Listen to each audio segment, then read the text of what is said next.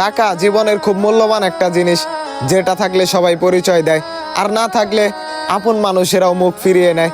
মানুষের মহামূল্যবান চরিত্র, সেটাও এখন টাকার কাছে বিক্রি হয়। পকেট ভর্তি টাকা থাকলে মূর্খ লোকটাও একদিন জ্ঞানী হয়। মানুষের কাছ থেকে যদি ভালোবাসা আর সম্মান পেতে চান, তাহলে সময় নষ্ট না করে পকেট ভর্তি টাকা কামান। আমাকে নিয়ে যারা সমালোচনা করে তাদেরকে আমার খুব ভালো লাগে, কারণ তারা নিজেদের কথা কম ভাবলেও আমার কথা একটু বেশিই ভাবে।